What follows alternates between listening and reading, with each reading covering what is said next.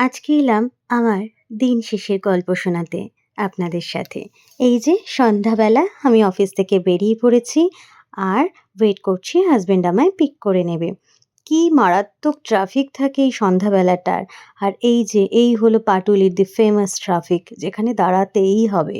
এই ভিড় ঠেলে অবশেষে বাড়ি পৌঁছেছি। বাড়ি গিয়ে একটা রিফ্রেশিং টি না হলে কি আর কাজ করা যায় বলুন তো? সারাদিনের এই অফিস সামলে তারপরে কিন্তু বাড়ি ফিরেই ফ্রেশ হয়ে আগে আমার প্রয়োজন হয় এই একটা চায়ের। তো বানিয়ে নিলাম রিফ্রেশিং টি। আমি গ্রিন টি খেতেই বেশি পছন্দ করি। সকাল সন্ধে মোটামুটি এটাই চলে। আর অফিসে গেলে দুধ চা খাই। তো যাই হোক, গল্প করতে করতে চাটা ঢেলেও নিলাম।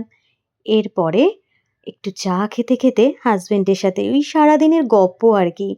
কি হলো, তোমার কেমন কাটলো, আমার কেমন কাটলো, এসব গল্পই একটু করে নিলাম। চা তো খাওয়া শেষ, এবার ঝড়ের বেগে কাজ করার পালা। শুরু করে দিলাম।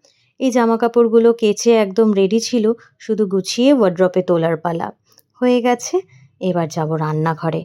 রান্নাঘরে গিয়ে মাছটা বার করেই এটাকে ভালো করে ধুয়ে নিচ্ছি। ধুয়ে এবার গুছিয়ে গাছিয়ে রান্না করার পালা। ভিডিওটা বেশি বড় করব না, তাই সব ক্লিপগুলো শেয়ার করলাম না। যাই হোক, হয়ে গেছে, কমপ্লিট আমার কিন্তু। এটাই ছিল আমার সারাদিন শেষের গল্পটা। কেমন লাগলো জানাবেন। টাটা।